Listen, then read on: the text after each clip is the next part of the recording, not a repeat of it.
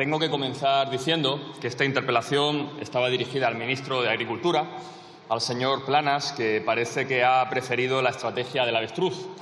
En todo caso, le agradezco a la ministra Saiz que esté hoy presente y que me pueda escuchar. Todos y todas hemos visto las protestas de las últimas semanas en toda Europa, también en España, del sector de la agricultura. Sobre estas protestas, señora ministra, se pueden cometer dos errores. El primero es el que comete la extrema derecha y la derecha extrema de esta Cámara, que se fundamenta en pensar que los trabajadores del campo son básicamente tontos. El error de pensar que pueden capitalizar las protestas de un sector contra el que han actuado y contra el que han votado sistemáticamente en los últimos años.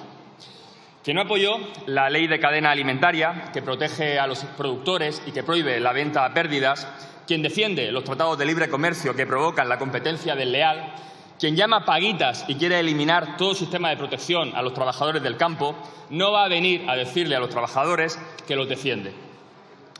Y, señorías de la extrema derecha, pueden ustedes enviar a los 6 frikis del 6F a hacerse vídeos deseando la muerte a policías y hablando contra las resoluciones de la ONU, como la Agenda 2030, como si fueran protocolos de los sabios de Sion, que no van a convencer, lo siento de veras, a ningún trabajador ni trabajadora del campo.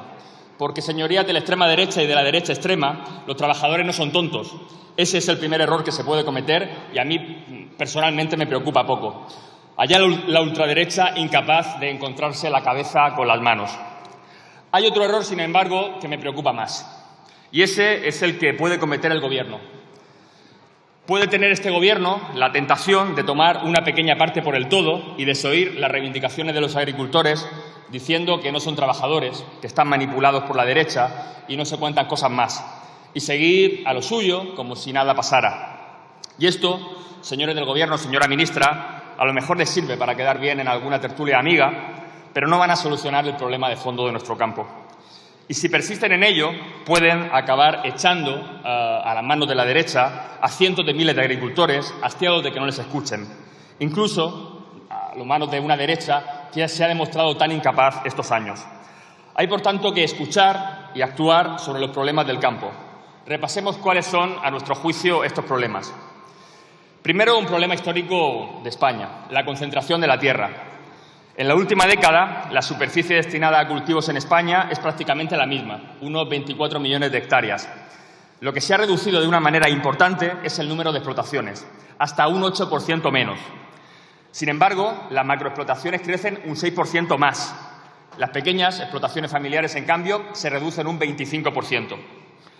Aquí, por tanto, la primera pregunta que me gustaría formularle.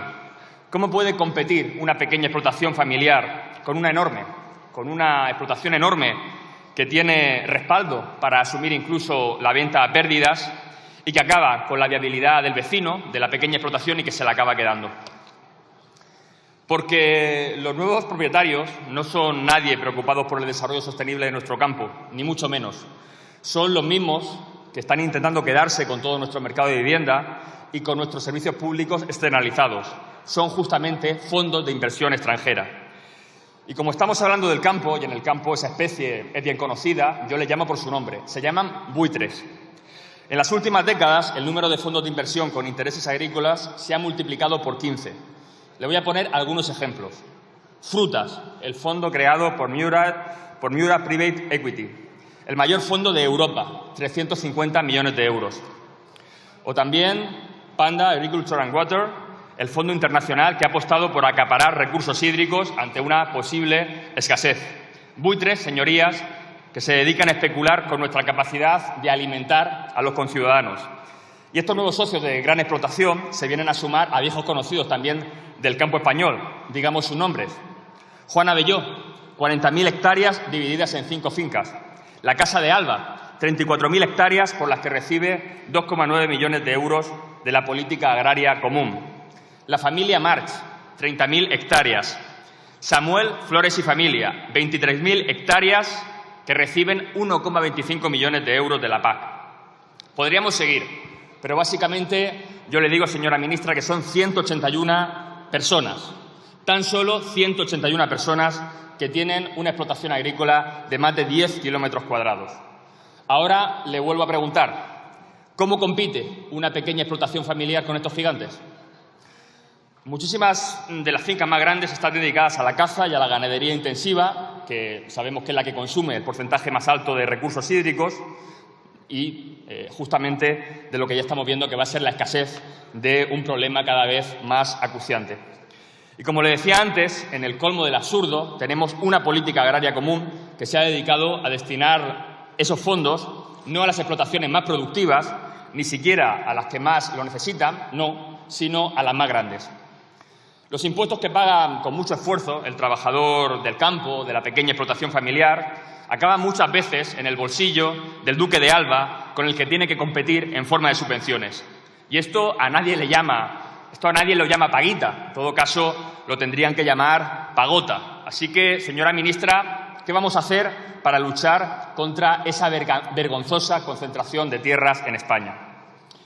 El segundo problema de nuestro campo es la política comercial de la Unión Europea.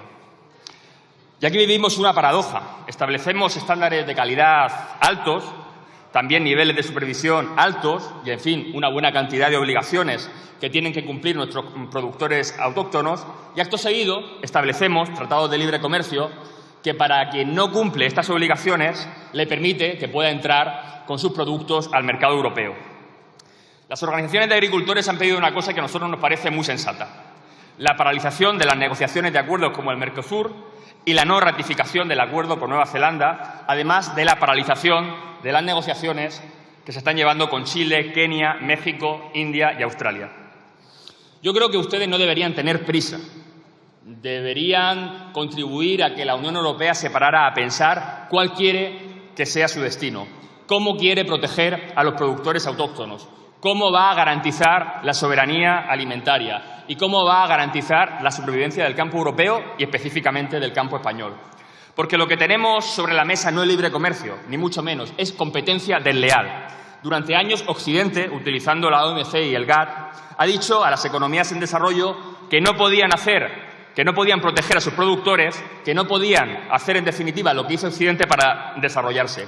Gracias a esos fondos de inversión internacionales, se han hecho con su producción y se han dedicado a competir a la baja. Más barato se produce quien lo haga con peor calidad, quien paga peor salarios. Y hoy decimos que una vez hecho esto ya pueden entrar por la puerta de nuestro mercado para que se enfrenten con productos de baja calidad a los productores europeos.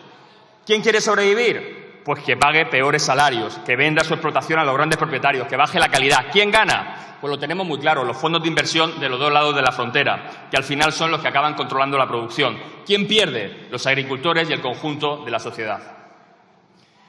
Garanticemos, por tanto, señora ministra, que el comercio internacional se realiza en condiciones justas, que se mantienen los estándares de calidad y que ponemos por delante la vida de las mayorías sociales a los beneficios empresariales.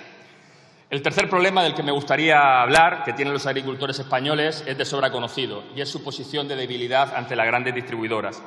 Una cadena de distribución, en este sentido, es un juego de suma cero.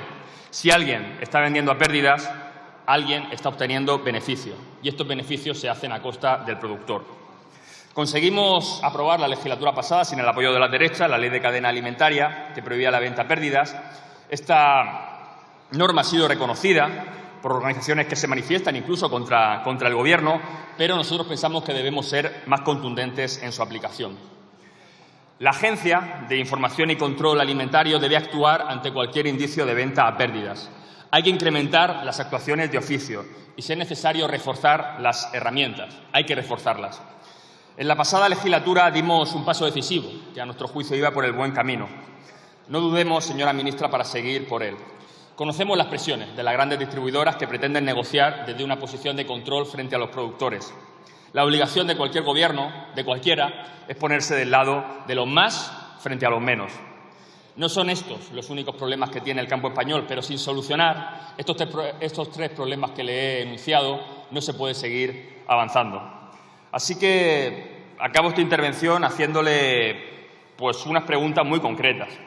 Señora ministra, ¿Qué podemos hacer para que menos de 200 familias y unos cuantos fondos buitres no controlen un porcentaje importantísimo de las tierras productivas de España, acaparen las subvenciones públicas, dediquen las explotaciones a actividades intensivas e insostenibles y condenen a la desaparición a las explotaciones familiares? ¿Qué plantea usted para modificar la política comercial de la Unión Europea que permite que productos de baja calidad producidos por trabajadores y trabajadoras sin derechos y que obligan a agricultores europeos a elegir entre estándares de calidad o rendirse directamente y bajar esa calidad no siga perjudicando a nuestro campo español? ¿Qué medida tiene usted en cartera o qué medida tiene el señor Planas, que debería estar hoy aquí, para garantizar que la ley de cadena alimentaria se cumple, que los poderes autonómicos rebeldes y las triquiñuelas de las grandes distribuidoras no intentan dejar en papel mojado lo que esta Cámara aprobó, la ley de cadena alimentaria para proteger a los agricultores? A nosotros nos gustaría que hoy nos contestara a todas estas cuestiones, que creo que se pueden reducir a una más sencilla, y es ¿de qué lado está este Gobierno? Si de los trabajadores del campo, de los agricultores, o si va a seguir del lado de los fondos de inversión internacionales. Muchas gracias.